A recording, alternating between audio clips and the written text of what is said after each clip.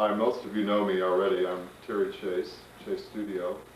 I'm standing in the model shop, and today I would like to do a kind of quick tour and show you progress on the spring diorama that we're building for your nature center. This is going to be somewhat informal. In fact, it's probably going to be about equivalent to the worst home video you've ever seen, but I think we'll be able to show you examples of everything, and you'll get a pretty good idea of where we are on that project. The first area that we're going to be looking at is in the wildflower department. And so on our list, we'll try to go through our list somewhat systematically, but we're going to start with the wildflowers. So the first things that we're going to look at are the large flowered trilliums.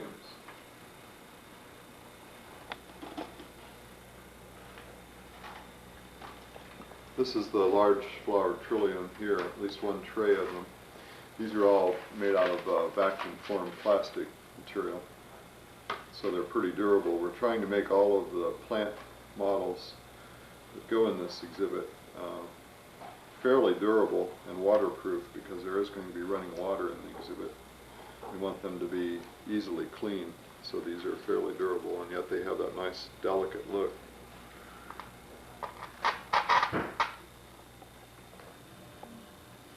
These are the trout lilies.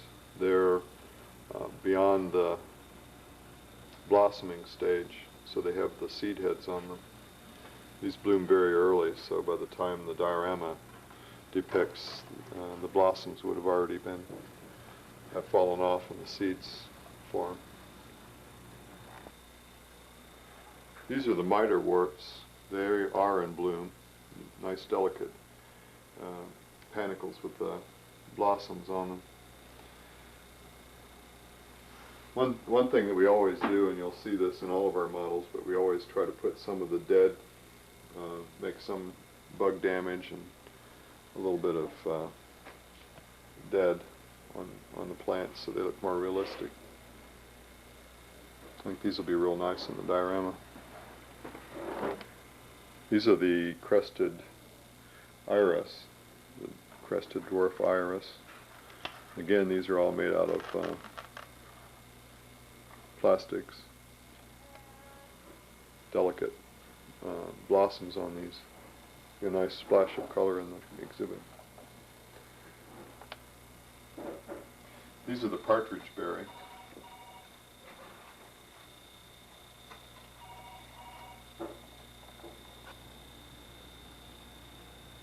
These are the rue anemones. They're not all positioned yet. When these go into the diorama, of course, they'll be adjusted so the leaves are in the right position.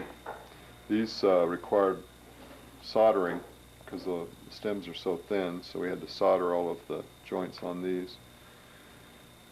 Again, these are at a stage where they're in the process of forming seed heads, and so a lot of the blossoms are gone, and we have seed heads on the tops of the plants. We did show a few of the flowers, however, because this is a transitional period, so that we can have some blossoms.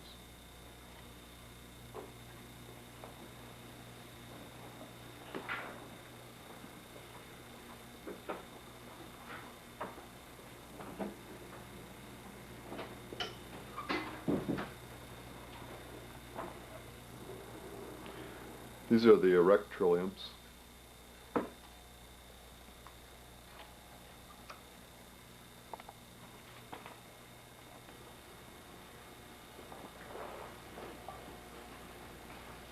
These are the ginseng plants. I think these are particularly nice. Again, they're all stems made out of tapered plastic tubing and joined.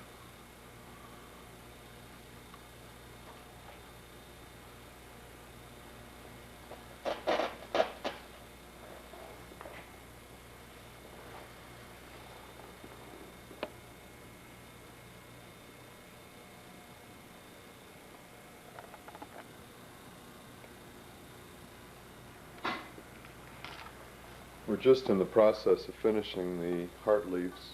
In fact, Rachel is putting the final coat on these. It's interesting to see how this is done. When these are vacuum formed in the plastic from molds made of the actual leaves, we get this nice vein pattern in here. So we can spray one color on and rub it off to get the color for the veins. And what Rachel is doing now is just accentuating the darker parts a little bit to bring out this kind of a nice mottled veination in the leaves. So she's rubbing a darker colored paint over the surface to bring out the detail. These look really nice.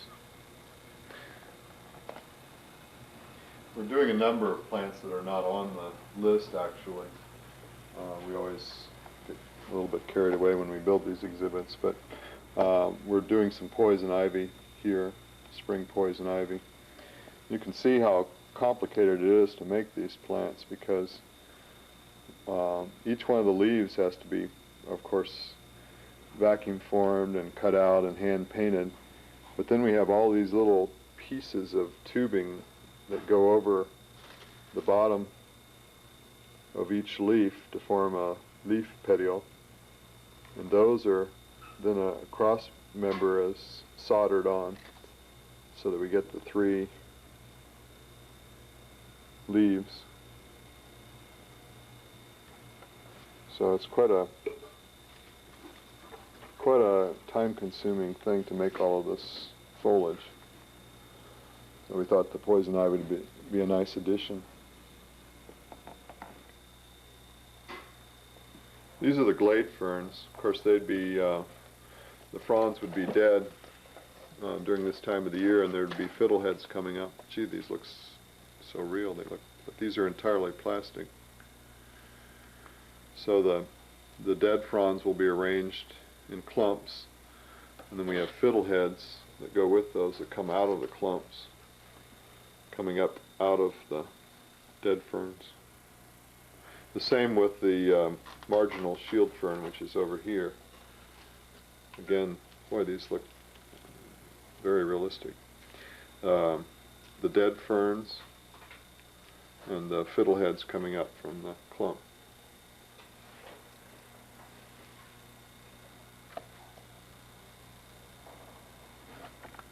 Another one of the ferns, the walking fern. Now, these will be arranged mostly in the rocky areas along the cliff, and these will be in clumps, but we leave them singly until we get to the actual installation stage. Nice little bit of dead insect damage on these. And these are the liverworts next to it here. These again will be put on the rocks. You can see that these are cast in a rubber material on the back so that they can be glued to the rocks. These will be mixed with preserved mosses to give a really natural look.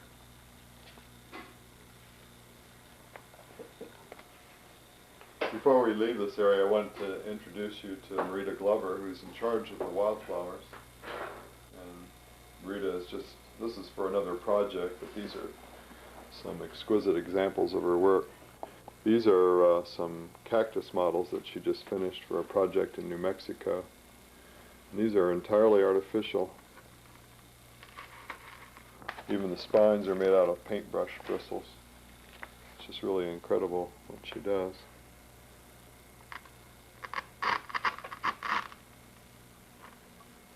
These are some, we're doing an exhibit that contrasts the rainy season with the dry season. So this is the same species of cactus in the dry season and in the wet season. And this is another typical vine, and she's done the dry part of this. And this is entirely artificial, this vine with dead leaves on it. And she's making a corresponding one for the other tuber that has the green leaves.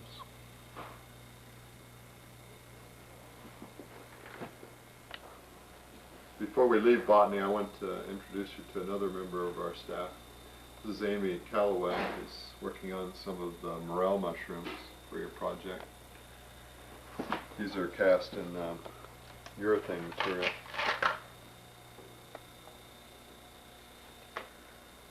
Some of your avid mushroom hunters are going to go wild when they see these.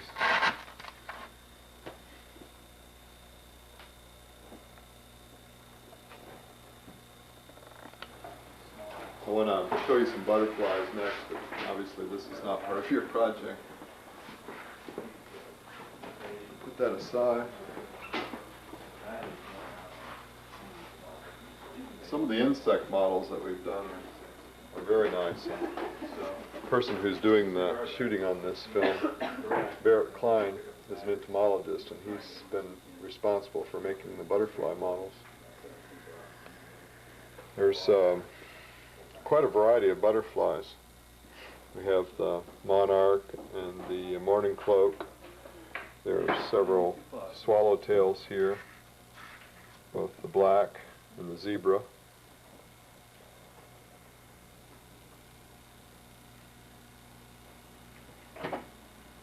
I notice our cameraman is taking a little closer up shots of his own work here. And we have the hair streaks, which are really beautiful butterflies. And the pipevine swallowtails. Those look like they need to have a little bit of, need to be dulled a little bit. And then the red admirals. These are really exquisite models. I hope you can appreciate it. I hope it picks it up in the film, because every little detail in the antennae and the legs and all of the subtle coloration is present in these models. We have some animated butterflies, which we're going to show you here in a little bit, which I think are going to be really neat. Barrett's also done some of these other things. These are for other projects, obviously, but this is a carrion beetle that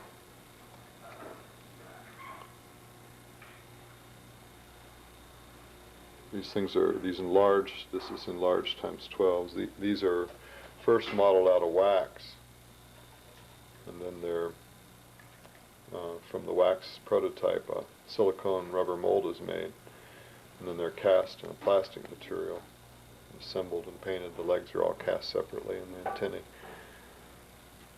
These have a kind of a translucent shield on them. Very nice. Do we have any other invertebrate models up here that go in this project? We do have a few other little models up here, these little ants. We thought that would be a nice touch, put a few ants in the exhibit, so we have some plastic ants here.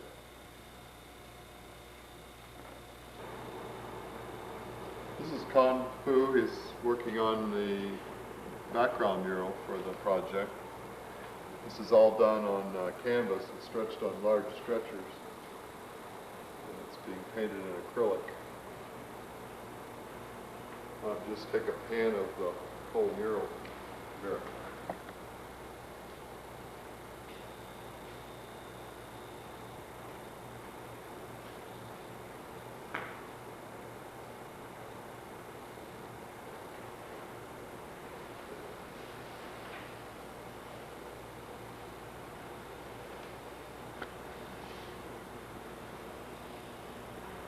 Kind of has a ways to go on the painting. This is a little color sketch that he made to show what the background painting is going to look like when it's finished. You can see he still has to put in all of the dogwood trees and all of the small spring foliage.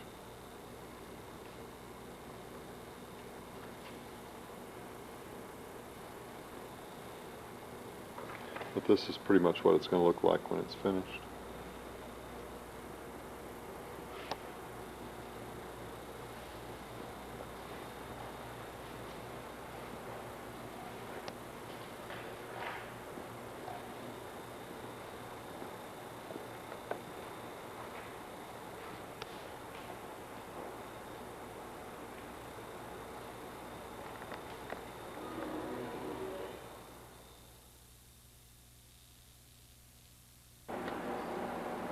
This is Ryan Culler. He's working on a model of a large prehistoric crustacean right now, but he's also done a series of reptile and amphibian models for your project. I'm going to get him to show us those. Okay, Ryan, why don't you show us some of the reptile and amphibian models that you've done for the Kentucky project. This eastern box turtle. Let's look at that.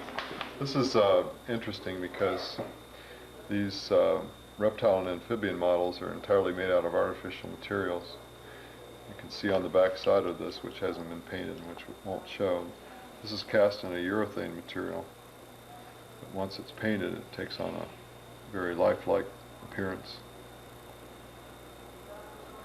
We try to use materials that will even duplicate the translucency in a turtle shell, because while you may not realize it, if you cast this out of plaster or something that was opaque, it wouldn't transmit the light in that same way, so that it wouldn't look like a turtle shell. It would look dead, lifeless. And so we're able to copy this translucence. It gives it a nice turtle shell look. This is what the same turtle, or I think it's the same turtle. This is unpainted. Another cast. It's just the raw plastic material. Let's see, what are some of these other reptile amphibians? We have the tiger salamander. Tiger salamander. Dusky salamander. That's nice. Gray tree frog next to it. There's several gray tree frogs. No, this is a gray tree frog. Yeah, all four of those are. The southern leopard frog. Leopard frogs are nice. Yeah.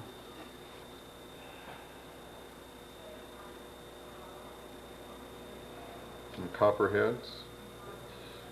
This one, we're not sure which one of these will blend into the leaf cover, so there's two versions here. Probably this is the one we'll use. Looks like the 5-line skink here. Yes.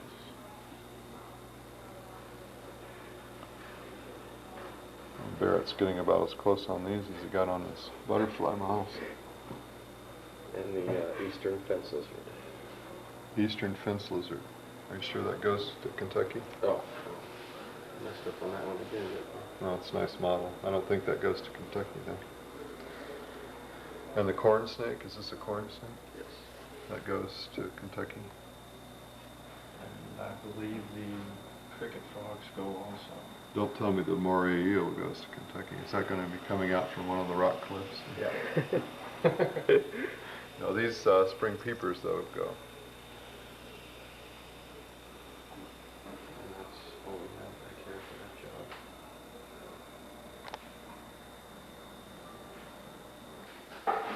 job. For taxidermists is away today on an installation at the Everglades, so I'm not going to be able to show you a lot of the taxidermy work. Basically, at this point, we have all of the forms. This is a commercial deer form that's been modified to fit the skin.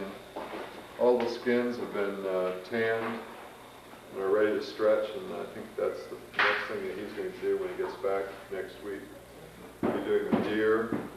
We have a raccoon, a squirrel. Actually, there's a flying squirrel and a gray squirrel both. So those are all ready to go. The birds, I think we're still waiting on some specimens of the birds, so I don't think we don't have all the birds yet. In fact, he may be contacting you about getting some of the bird specimens. So I'm not going to be able to show you too much in the way of taxidermy today, but we'll follow up with maybe another video later on and we can show you the taxidermy. Brian is an excellent taxidermist, so I think you'll be very pleased with his work. We'll be doing several animated models for this project, and I wanted to show you those. This one is really neat. These are the swallowtail butterflies that move their wings. Before I show you how this works, let me show you how these are made. These wings are made out of brass, and it's all burnished to bring out the detail and the venation, and they're all painted. Barrett is taking a really close view of these because, again, he was responsible for painting him, and I'm sure he's trying to showcase his paint job here. But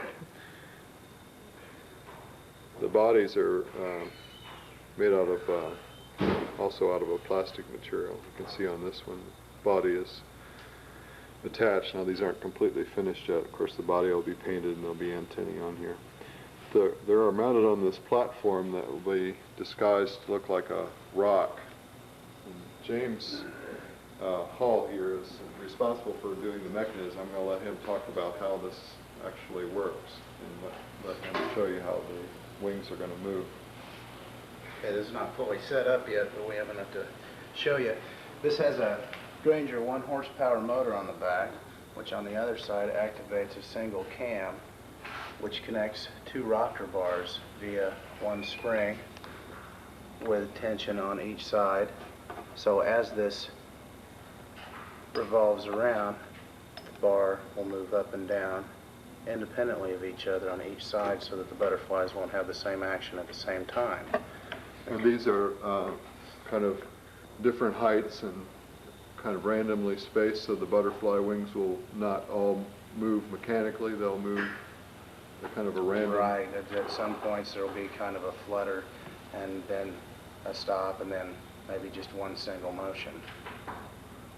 So I know you don't have all the wires and everything hooked up on here, but can you just show us how the butterflies will look when they're... Sure. These are connected by high-strength spider wire, and when there's tension put on this, it'll start right about this point here, and then when it comes up, it'll come about to that point at different speeds.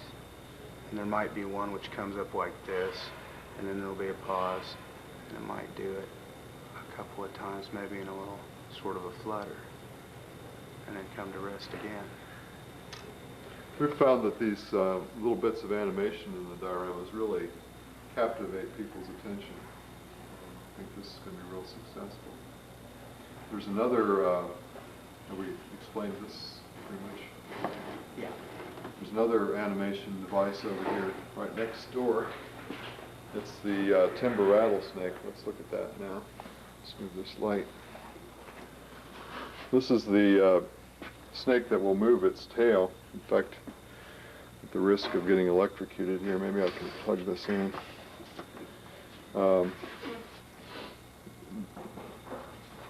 The idea here is that when you get close to the window, there'll be a motion detector that will activate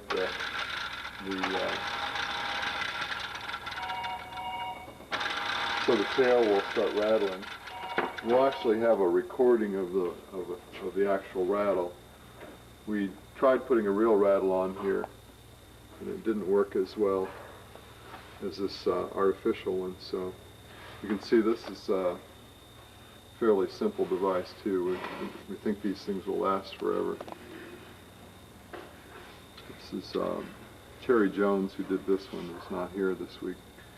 He's on the Everglades installation, but he's got this. Let me plug it in again. You can see how it runs.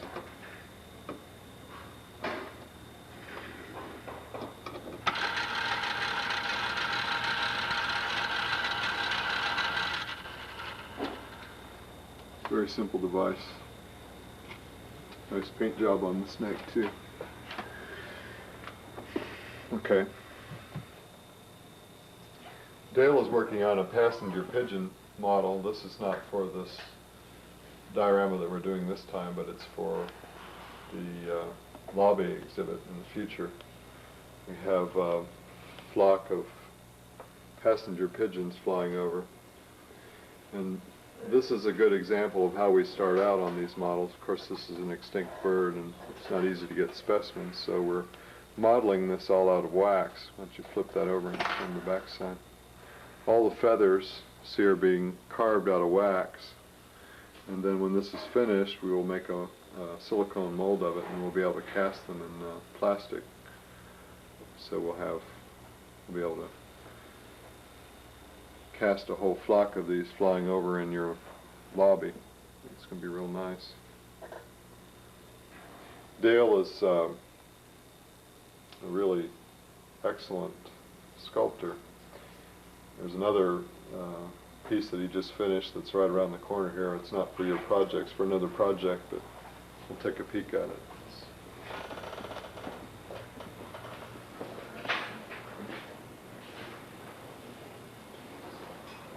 This mountain lion is for a project in New Mexico, and rather than use wax, Dale has used clay on this. This is just modeling clay like you find in actually a dime store clay you could use too. This is a little bit higher quality than that, but at this stage this is just a soft clay sculpture, and then we'll make a mold of this, and it will be eventually cast in fiberglass.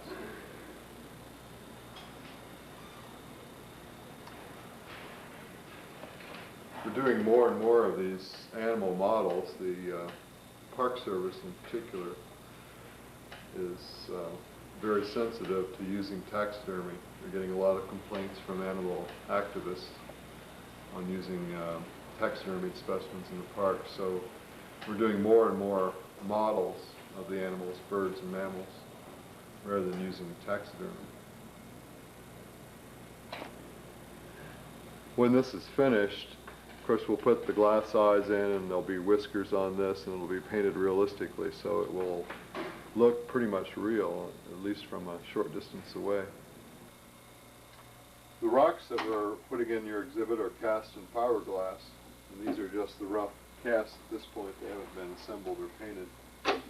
These are cast in a plastic material, and they're made from molds of actual rocks. You can see we have quite a variety of them here. I'm not going to get all these out, but when these are painted, they look absolutely real. Of course, they're cast as real rocks. Some of these are the water-worn rocks that go in the creek bed here. The way we do this is to make a rubber mold of the actual rocks. The liquid rubber is painted on the actual rock cliff, and you can see it's supported with this kind of a reticulated pattern. In there is burlap, which gives it some support. This mold has been used a few times, so it's developed a few holes in it, and it's probably ready for retirement. But you can see that once we paint the rubber over the cliff, then we end up with this rubber mold or impression of the actual rock. Before we strip it off of the rock, though, we paint fiberglass over, and that gives us a supporting mold that keeps the rubber in place, holds the shape of the thing while we paint the fiberglass on this. That kind of a milky residue on the surface is a separating agent that keeps the fiberglass from sticking to the rubber. Here's some other molds back here. These are actually molds that are in a little better shape.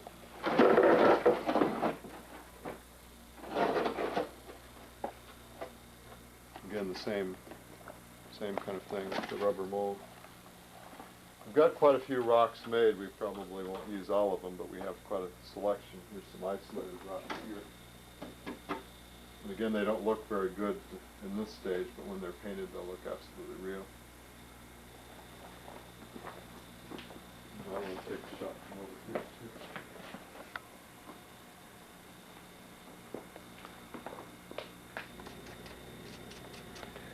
Jeff is working on some of the dogwood blossoms and leaves that go on the dogwood trees. Again, these are made the same way that much of the other artificial foliage that you saw earlier. These are vacuum formed in plastic, so they're pretty durable. We'll show you some in a little bit of how they look with the limbs when they're assembled on the limbs. But these look very realistic.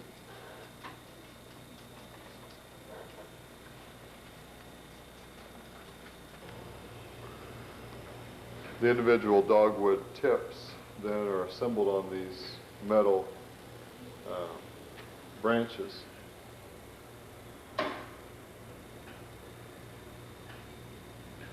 Got one of the trees over here that's not painted yet, to give you an idea. These are some of the trees for your project. They haven't been, we haven't put the foliage on the limbs yet. And stems haven't been painted, but these are all made out of welded steel. This is one of the dogwood trees here. That's a sugar maple there. This is another one of the dogwood trees. When these are painted, they'll look like that limb that I just showed you. They look absolutely real. Each one of these little wires that project out is where we attach the little whirl of leaves and blossoms.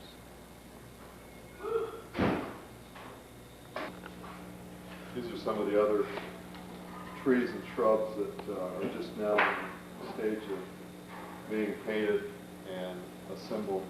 It'll take long to finish them up. These are the hydrangea.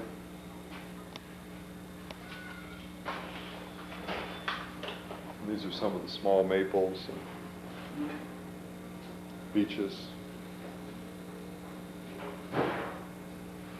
The larger tree trunks we cast out of fiberglass. I'll show you some of those next.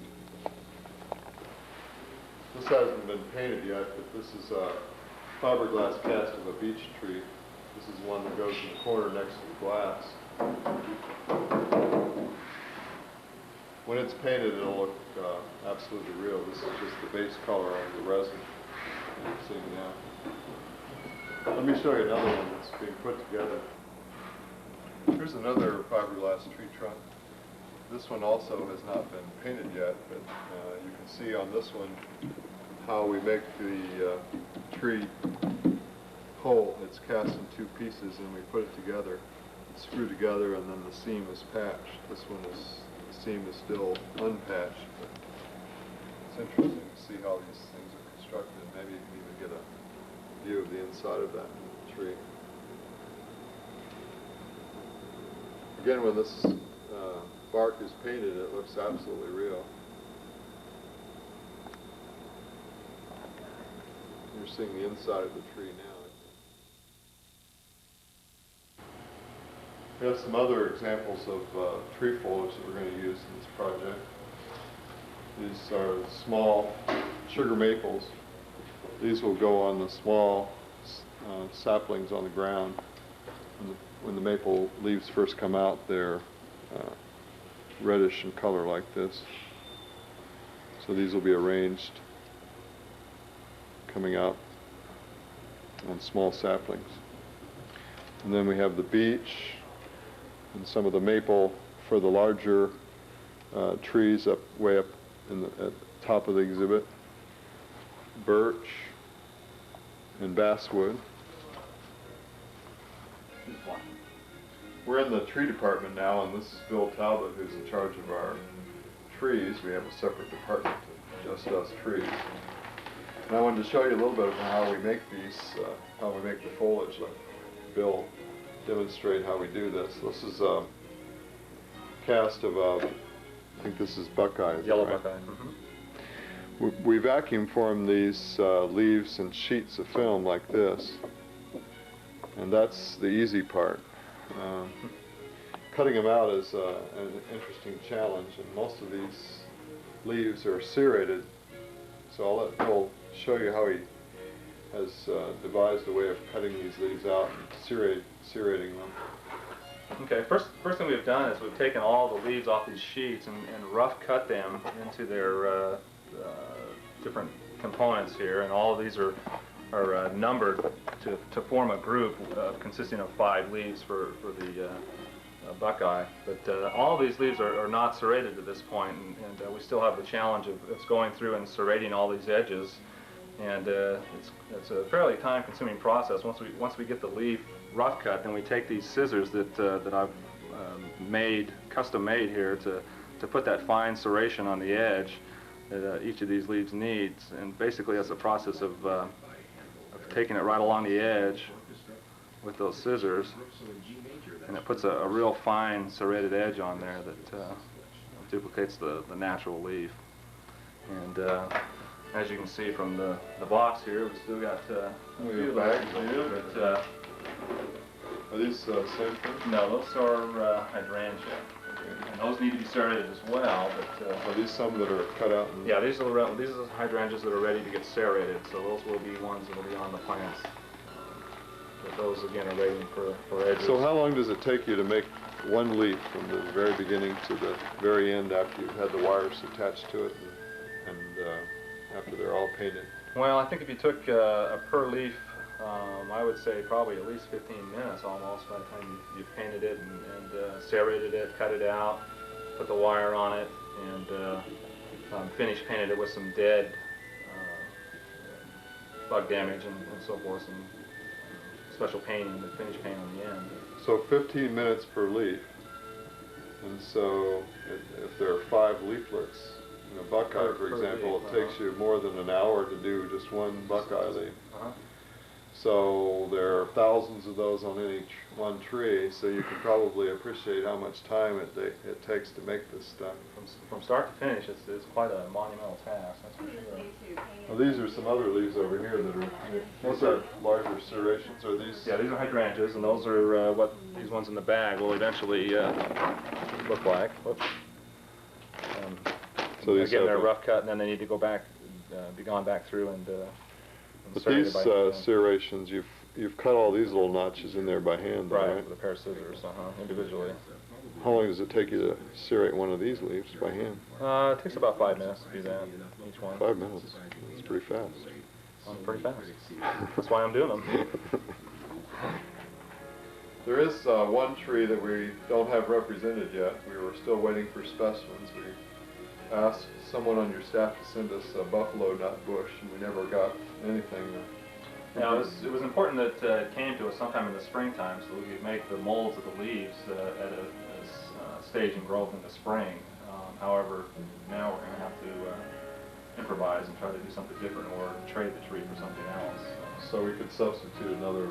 So maybe we can put a white oak or something in there that we could readily obtain the molds for, and things that we may already have molds in these.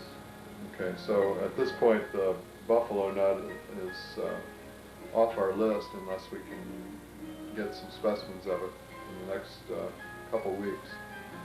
If they collected some and they put them in formaldehyde or something, we could still use those. So if we get some preserved specimens, then we'll be able to make it. Otherwise, we'll make a substitution. I think that pretty much concludes our survey of all of the things on the list. I think you can see that we're at advanced stage of production, and it's only going to take us a few more weeks to finish up. So we'll be ready in plenty of time for the installation later this fall. This has been an interesting project to work on, and we are looking forward to working on the other exhibits in that same nature center. I think this one will be well received. I think this will be a very showy exhibit that hopefully will help raise money for some of the other projects in the Nature Center. So, apologize for the quality of this video, but hope that it was instructive, and hopefully we can make another one when we get even further along or when we get completely finished with all the components. Thanks a lot.